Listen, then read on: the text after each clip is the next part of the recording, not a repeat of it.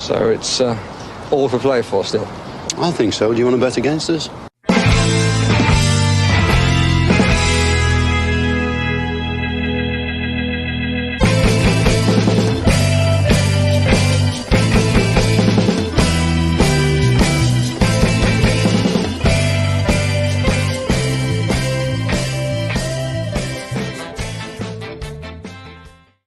Hello, Aston Villa fans, and welcome to For the Love of Paul McGrath podcast. And this is one I've kind of been sitting on for a while because there's not been a link to any one of these players.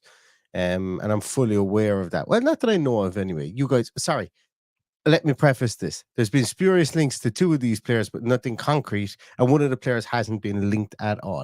And I've just kind of been sitting on it because, you know, it really depends on if players are going to leave Aston Villa as to whether we would look at maybe signing another younger striker.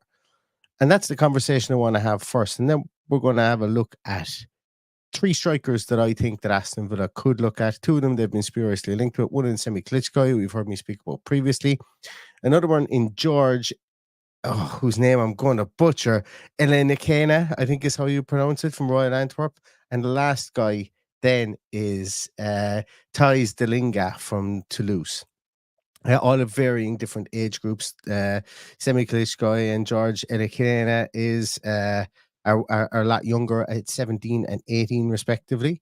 And Thijs Dallinga then is 23 years of age. And they all have very intriguing and different skill sets. But what I want to talk about first is Aston Villa's striking department, specifically like striking department as opposed to wide players. And it is an area that needs to be discussed because obviously we know that, and then I go off and I talk directly about a potential wide player, about Diaby leaving the club. Potentially Duran is going to leave the club. We've brought back Cameron Archer. Is he going to stay around or is he going to leave the club? And we've gotten extremely lucky over the last 18 months of really only having Ollie Watkins injury-free for large portions. Yes, there was a period of time last year, if I remember rightly, that John Duran had started, I think it was 2 or 3 games in a row, if I'm not mistaken. But Ollie Watkins has been an ever-present, and he stayed fit. And you don't want to build your whole season success on your striker having to 100% stay fit. Arguably, over the course or down the stretch last year, if we had another striking option that we could bring on, yes, we had Duran. If we had another striking option that we could bring on, maybe to play 2 up top, maybe give Watkins a break at times. There's an argument to be made there that might have made us stronger last year. No. The way things went, we didn't need it. And Ollie Watkins was absolutely fantastic. And he was lights out. And he's had, he's been at the Euros this year, saw limited minutes, and will come back to Aston Villa injury-free. And I think that's an absolute huge piece. And he's going to be a massive, massive player. After scoring that goal, obviously, for England to get them into the final, his profile is through the roof.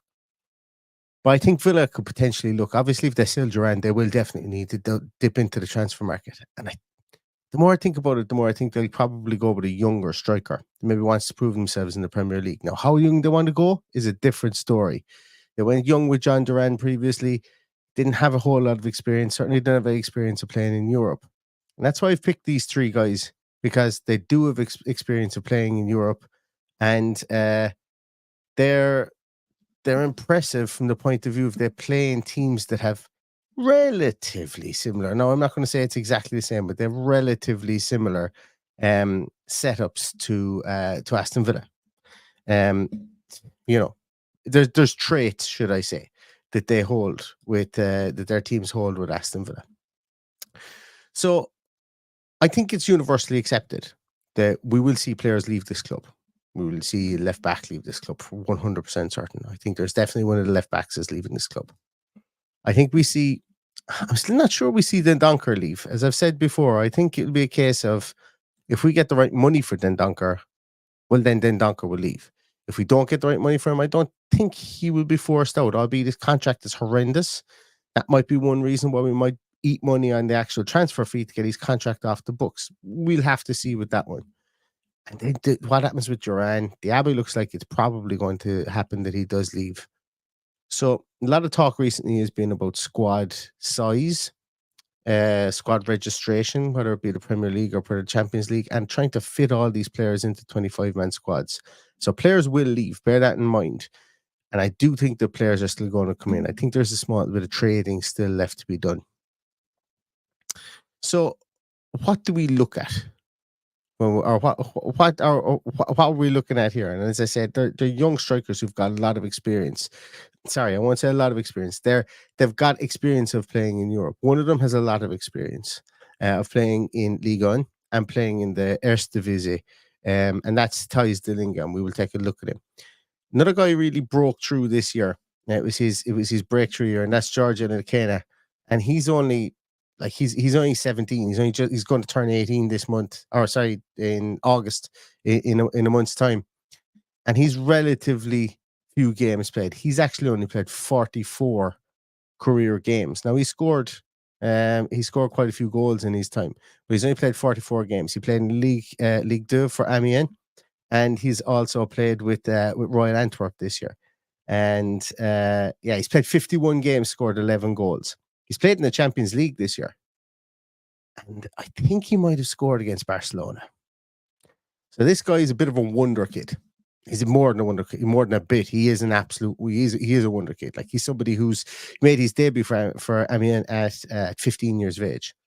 You know, so this guy has had the physical strength, the power, the ability. He's of Nigerian descent, has French passport as well, and I'm sure there's going to be a massive struggle between those two nations as to who he's going to represent. But let's take a little look first. The last person that said is Semih Kılıçsoy, and I don't have any slides on Semih Kılıçsoy, so I'd like to talk about him at the end, just kind of recap on some of the things I spoke about him previously. But let's bring up some of the slides that I have here. Let's first of all, I suppose, talk about Thijs Dallinga. Thijs Dallinga is he's somebody who's kind of, I'm not going to say he's gone under the radar, because Dutch football fans will know him really well. Unlucky not to make the squad this year.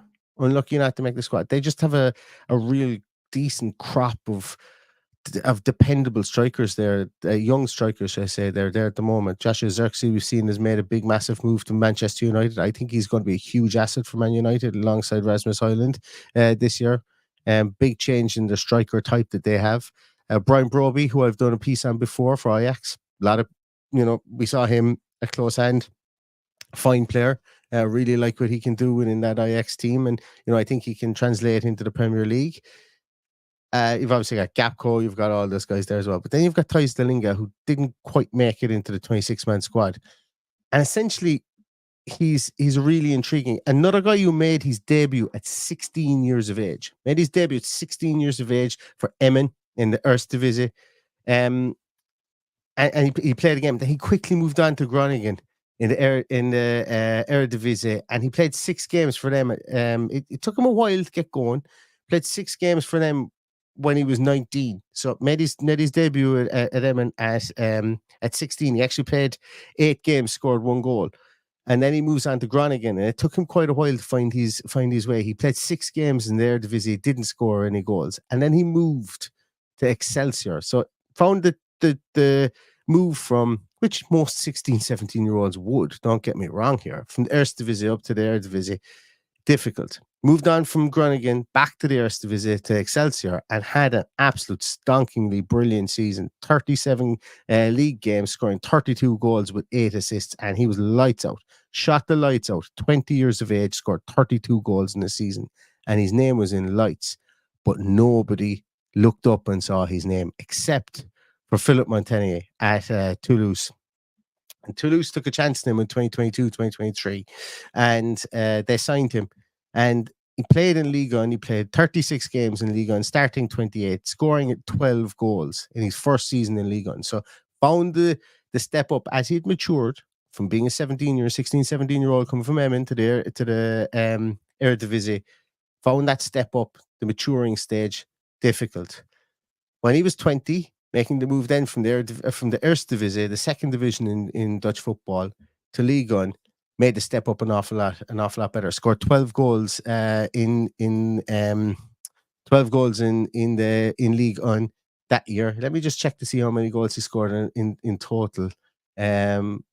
Actually, yeah, he scored 18 goals in 2022, 2023.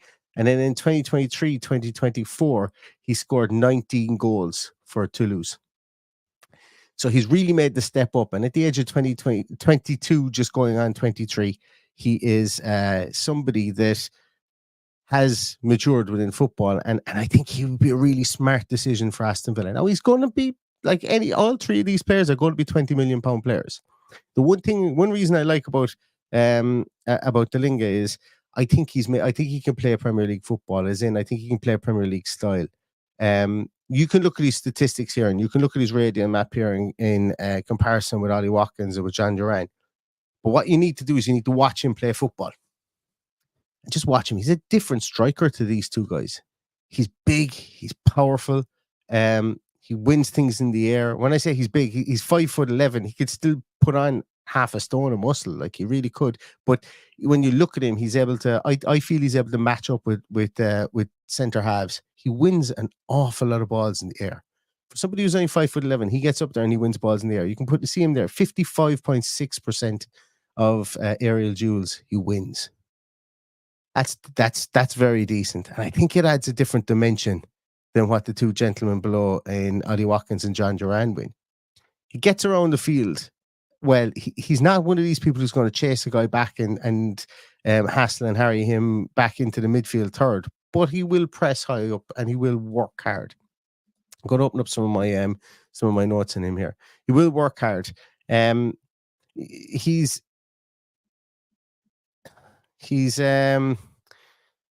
like, he doesn't really have any massive weaknesses. Like, he's not somebody as well that's, how would I put it? Like, I can understand why when he scored 32 goals for Excelsior, the teams weren't really going to take a chance on him, because was it a one season wonder? Was it not? Could he replicate that in a higher league? And I think it's really because he does everything at about a 7, as opposed to being absolutely brilliant at anything. That really kind of doesn't, up until this year, should I say, didn't really kind of move the needle for a lot of people. But the fact that he's kind of worked on his game from 2022, 23 to 2023, 2024, and watching some of his games then and watching some of his games now. I watched him score against Nice. I watched the game against Nice, and I watched the games against Paris Saint-Germain for him for this season. And then last year, I watched the game against Lorient, I think it was, and I watched the game against Lille. And you can see the difference is he holds the central position an awful lot more, and he's gotten really good at that. He will run in between defenders. He will stop. He will start his runs. He'll stutter his runs in around, or he'll get defenders moving around, and he'll find gaps for through balls. And he's really good at that. And he's well able to finish when he can get into that those areas. He's a well-rounded forward. Obviously, high pressing and stuff like that, tracking back and stuff like that. If Unai Emery wants him to do that, he's going to have to learn that, or he's going to have to. It's something I haven't seen him do for Toulouse. And Philippe Montagnier doesn't kind of plays. He plays a kind of more of an attacking style of play as well, where he's allowed to stay up top. Thijs Dallinga is allowed to stay up top. Midfielders are asked to break up the play, initiate the attacks. The wingers and fullbacks provide the width and provide the creativity as well. And he's not asked to really provide that creativity. He's there to finish the ball. He's an old style number 9-ish, if that makes sense. Think of and I don't want to use obviously, number 9s are few and far between. This is why I'm drawn to this guy, because there aren't an awful lot of those older style number 9s. The Harry Kanes, the Lewandowskis, and that's big names. I'm not equating him to their skill levels, but to the way that they play football on the shoulder or off the shoulder of the defender. Staying centrally and getting in, and sometimes being just that guy to be able to tap it in at the front post, or to be able to hog the penalty spot. So when that ball comes across, that he's able to finish it. So he's really impressive from that point of view. And as I say, he's a hard worker. His movement is very good. And he can work across the field, but he prefers to stay central more and more as time has gone on, as he's started to as he's kind of matured, I suppose, within his role in the team. for Toulouse. So somebody that's really, I would have no problem signing this guy. What the money is like for him, I don't know. Toulouse's highest transfer fee ever received is for Issa Diop, 25 million. Maybe we take that as a ballpark. Maybe it's 25 million. Albeit he is their current out and out striker, you know. I don't know what they want to lose him for that, but I think they will sell. Obviously, Toulouse are not a very well off football club. I think that is fair to say. So I'd be interested to see if he did move this season, considering he is knocking on the door of the Dutch national team. Will he want to maybe get out of Toulouse to maybe get to a club of higher profile, to maybe break into that national team? Who knows? But an interesting player, and we can see there 59 goals in 120 games, almost a 1-2 record. Yes, 32 of those goals were in the second division in Dutch football, but since he's moved into the Ligue 1, he scored 18 goals and he scored 19 goals over the course of the last 2 seasons for Toulouse as well. So really interesting. I don't know where that one came from. I must have been trying to do something on Gift Orban. He's not here, and I'm not talking about him. George Ilenikhena from Royal Antwerp is next. As I say, George is only going to turn 18 very soon. He turns 18 the 16th of August. But he's really had his big breakout season this season. As I said, he played with Amiens last year, and he played 16 games from the French second division. He scored 2 goals, and then he moved to Antwerp this year and played Champions League football, but he played 28 games, scoring 9 goals. So not an awful lot of experience. Raw, but really talented. I've watched games. I watched this guy take shots that have ended up with a corner flag. I watched him take shots that have ended up in the top corner. And that's not to say that that's not negative on him. It just goes to show he's a very young player. He's an exuberant player. He's big, strong boy. And he's definitely somebody I think that will have a big future. If Villa were to sign him, he would be seen by teams as being like a coup, because he will go to a club.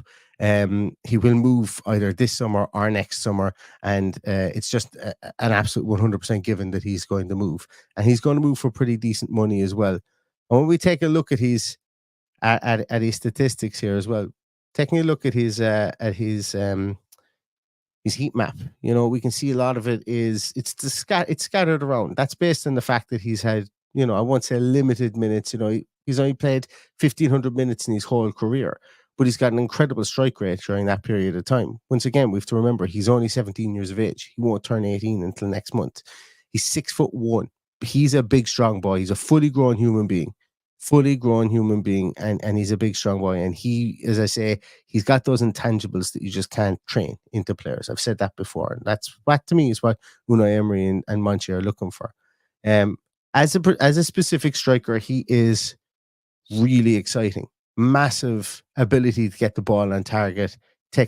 Has a really good conversion rate or efficiency rate with regards to shots to goals. Doesn't miss a whole pile of big chances, but then again, his minutes that he's played have been lower, so he hasn't been on the field to get an awful lot of chances. From a defensive point of view, very raw. You'd expect that. He's a guy who's been put up front I would imagine, all his young career, and that's just stay up there and score goals, because you can do that. And he has done that. And as I say, he's got 11 goals in 51 games, but he's only started 11 games for in his young career yet. So this would be seen as a gamble in some areas, but it might be seen as a shrewd piece of business in others, because this guy is going to be good. You just take one look at him and you see he is going to be good. Antwerp, as I say, played in the Champions League this year, and he did get a Champions League goal. He has a Champions League goal to his name. They're not afraid to play this guy. They have played him.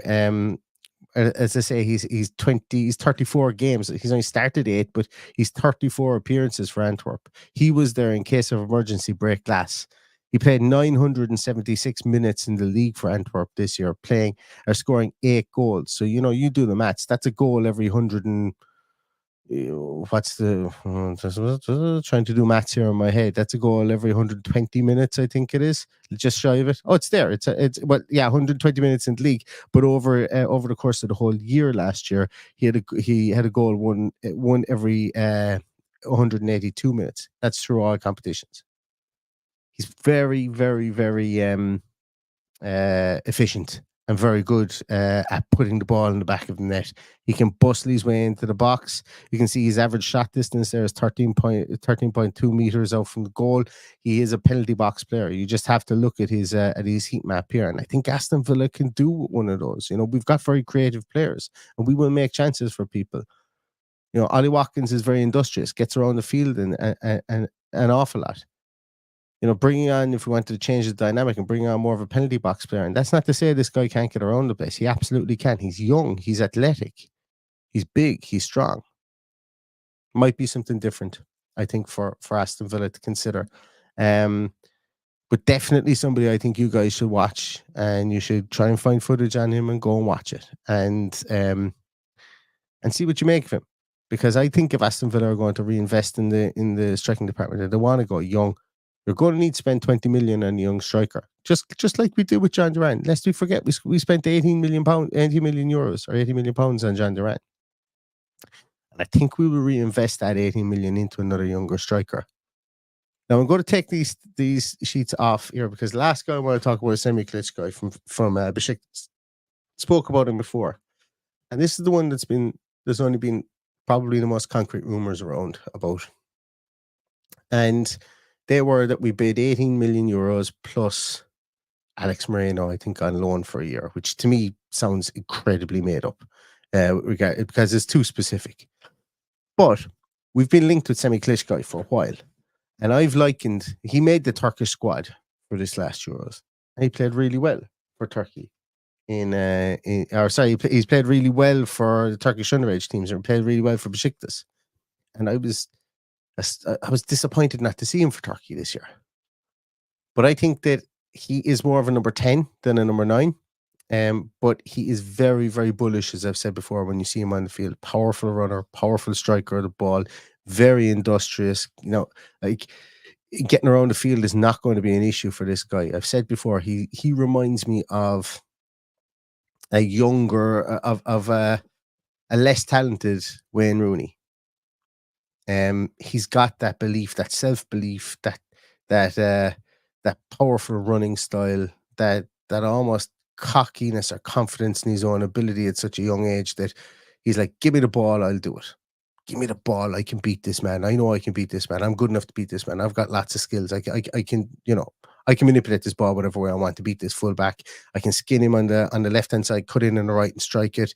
I can skin him on the right hand side, cut in on my left and strike it. Or I can go through the middle, 1-2 pass off and have a deft finish.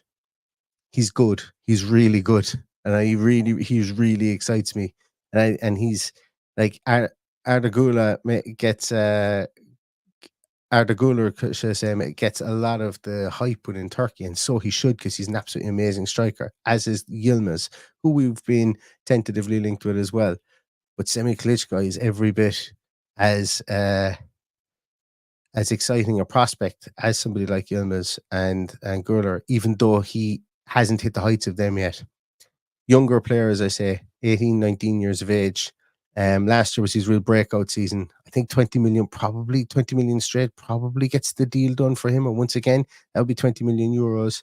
If we are going to replace a John Duran, we think we're going to need to spend that, whether it's a young, specifically if we're looking to sign a young striker, or if we go down the journeyman route and sign an older striker, maybe we get something a bit less.